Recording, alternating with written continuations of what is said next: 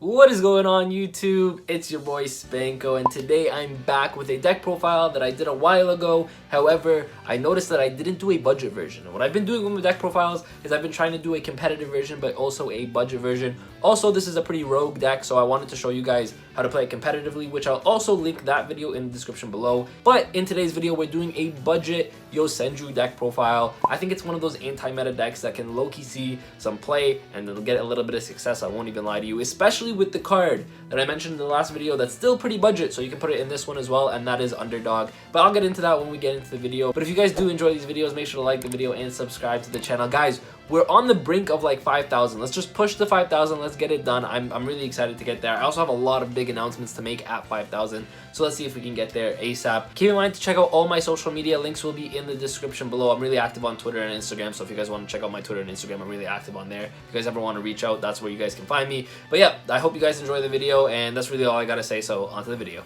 Okay, so to move on to the main deck, this is a budget Yosenju. So we're starting off with triple Yosenju, 1, triple Yosenju, 2, triple Yosenju, 3, as well as double Yosenju Sujik. This is the same Yosenju lineup that I've been using forever. This is the one that I don't think I'll ever change. I think they're the best Yosenju monsters. If you guys don't know already, 1 bounces a card from your opponent's side of the field back to their hand. 2 lets you attack directly, and 3 searches when you do battle damage with the Yosenju monster. Sujik is kind of like an honest for the deck. Again, just the most important Yosenjus. You don't need to play any of the other ones. These ones get you to where you want to be, and these ones are essentially your win con. They also all have the same effect where at the end phase, they come back to your hand, which is why a lot of these trap cards that you guys are going to be seeing in this deck profile are going to be very relevant, because you can actually play them with this deck in a very, very cool manner, which you can't actually do with other decks, alright? So that's why you're playing these Yosenjus. And now we're still playing a budget version of the deck, so we are playing triple Effect Veiler. But funny enough, Effect Veiler is actually one of the best hand traps in the format right now. Being able to Effect Veiler a Tri-Brigade monster before they can Link summon, or they use their effects so that they can summon the Link monster from their extra deck, you can do that. Effect Veiler is insanely good against that. Against Dinosaur, Effect Veiler is pretty good. Now you guys might be thinking,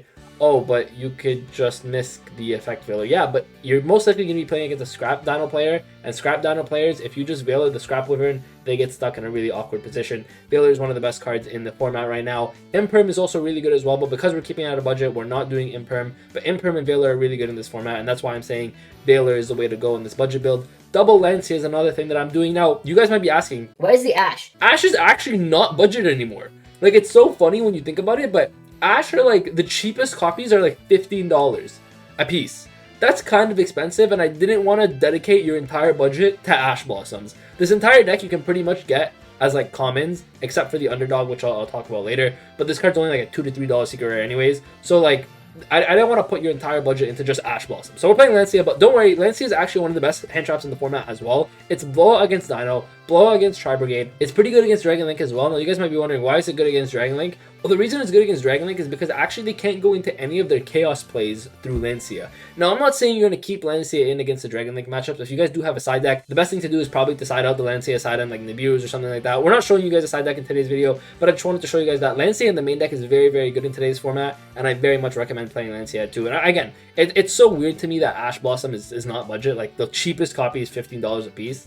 I didn't want to put the whole budget into that. So yeah, that's why we're playing the Lancia. But I think this hand trap ratio is perfectly fine. You are playing a bunch of trap cards anyways to make up for it. But yeah, Lancia and Veiler are two of the best hand traps in the game right now. Triple pot of Duality. Now, I'm not playing Extravagance. Obviously, Extravagance actually is a little bit more budget now with the reprints. However, even with the reprints, I think the cheapest copy is still like $20-ish.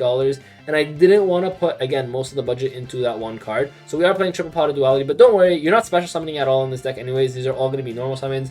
If you guys don't know, I should have mentioned this earlier, but if you guys don't know, all the Yosenjus have the same effect where when they're normal summoned, you can normal summon another Yosenju monster, and it's not a special summon, which is why Duality is really good. Duality is also really good because it digs into a card that you actually need. The nice thing about Duality is it gets you pick the card that you need, so you're not going to be drawing cards you already have in your hand, so it's not like redundant. But if you Duality into like another trap card or a different card, it becomes very powerful. So obviously triple Duality in this deck.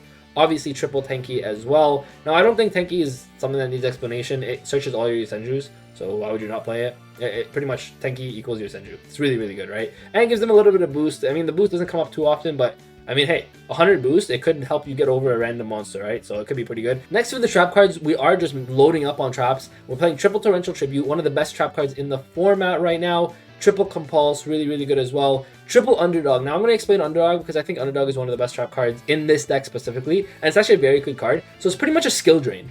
but it only really affects your opponent in this deck because all your monsters on your turn, or on your opponent's turn I should say, are going to be in your hand. So how this card works is during your turn, negate the effects of all face-up monsters your opponent controls, and during your opponent's turn, negate the effects of monsters you control. However, on your opponent's turn, you're going to have all your Yosenju monsters in your hand anyways, so Underdog becomes pretty much a skill drain, and now when you're going second, or even turns 2, turns 3, when your opponent has a set up board, if you just normal summon your Yosenju, like, their effects are negated, like, they can't activate their effects there. So, automatically, all your monsters are safe, all your plays are safe, and that's why I think Underdog is insanely good and insanely underrated in this deck. Now, the card is obviously not great in a lot of other decks, but in Yosenju especially, I think this card definitely has made its place into this deck. This card's insane. And then we're playing triple Trap Trick. Trap Trick searches your Torrential. It also searches your Compulse. Now, the reason I'm actually playing Compulse is really good. I think I mentioned this earlier. Compulse is really good as just a regular trap card because if you Compulse the right situations, your opponent is just kind of forced to pass or end on really awkward boards. So Compulse is actually really good in a lot of situations, a really good defensive card. And then you're playing triple Gozen Match. Gozen Match is really good in this deck. You are playing all wind type monsters, so Gozen Match doesn't affect you at all. But against a lot of other decks in the format, Gozen Match can be pretty problematic. So it's a really good floodgate for this deck because it doesn't affect you at all, but it affects your opponents really, really heavily. And sometimes just being able to flip a Gozen Match is insanely good. Then lastly, you're playing triple Solemn Strike. Now, Solemn Strike is insanely good because it helps you going second. Now, you guys might be wondering, why is Solemn Strike good going second? Because I have to set it. My opponent would have already made a full board. Well, the reason it's actually really good is because Gozen Match is a board breaker if you think about it. If your opponent sets up a board of, like, let's say 4 monsters, and all those monsters have different attributes, but let's say they have negates. You flip the Gozen Match, and they're going to have to negate it or else they lose their entire board essentially. Well, if you strike the monster that negates the Gozen Match, then pretty much now your Gozen Match is going to go through, and Gozen Match essentially acts as a Torrential Tribute for you. So Strike is really good with something like Gozen Match. It's also really good with Torrential Tribute, because if you activate Torrential and they try to negate it, you can Solemn Strike that as well. So it becomes really, really insane with these two, makes them so that they always go off. It's obviously really good against Underdog too if they try to negate Underdog, but pretty much any of your traps, if they try to negate it, you just strike it away. So that's why I think Strike is really, really good. Also, I think the cheapest copies are like dollars, maybe $2 a piece. So again, all of your budget really in this deck is going to Underdogs, and Underdogs are like $2 to $3 a piece. So that's why I'm saying, like, I'm trying to keep this as budget, like as playable as possible. You could go to your locals with a $20 bill, pick this deck up and play it. Like, that's how budget I really wanted to try to make this deck as much as possible. So then moving on to the extra deck, I'm going to be honest with you, I'm going to be quick here, because the extra deck doesn't really matter at all. You're never really going to the extra deck. There's like 2 to 3 cards you're going into, and I'll explain the 2 to 3 cards. The 2 cards you're pretty much going into all the time are Emerald, where if you got to the grind game and you start to lose your monsters, Emerald helps you put monsters back into your deck, so Emerald's pretty good. And Cowboy.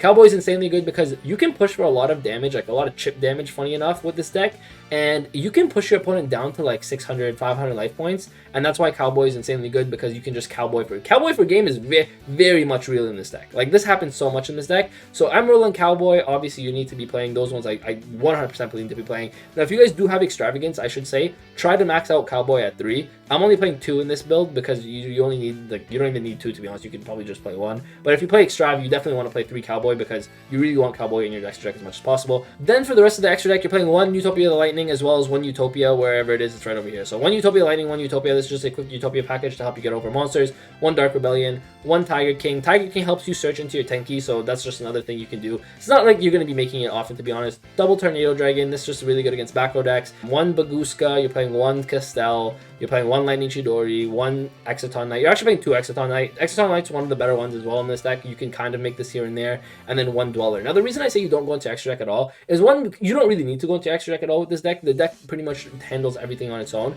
But the reason you also don't go into it was because if you have something like a Gozen matchup, you can't really go into much of your extra deck. You can go into Emerald because Emerald's a wind, which is nice. You can also go into Chidori, Castel, and Tornado Dragon, which is kind of nice. So that's why you still want to, obviously, going to be playing an extra deck. Don't not play an extra deck, but you're not going to need your extra deck too much. The most important thing in this deck, again, like I said, is Emerald for the mid to late game when you start to need monsters back in your deck, and then the Cowboy for game. That's literally all you need. Now, just before we end off the video, I wanted to say that one thing in the side deck that I definitely recommend is Heavy Storm Duster. It's a card that's searchable off Trap Trick. It also gets rid of your opponent's back row, which is insanely good. So if you end up going against those back row matchups, Heavy Storm Duster becomes really, really good. Something you should definitely consider siding. And yeah, that's really it for the deck profile. It's 40 cards on the dot. I don't think I changed anything up in terms of the budget build. But again, if you guys want to see the meta build, build. I'll leave a link to it in the description below. So that is it for today's video. I hope you guys enjoyed the video. That is the budget Yosenju profile. But if you guys have any suggestions, let me know in the comment section down below of this video. I love to hear you guys' thoughts and opinions. Obviously, the deck changes as the format changes, but how I feel like the format just solidified itself.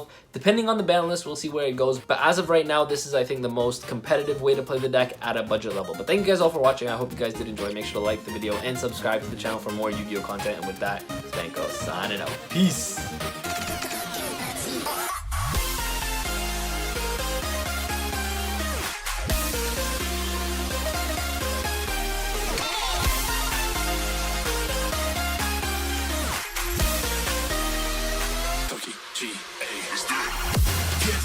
Get up, we want you to get on your feet.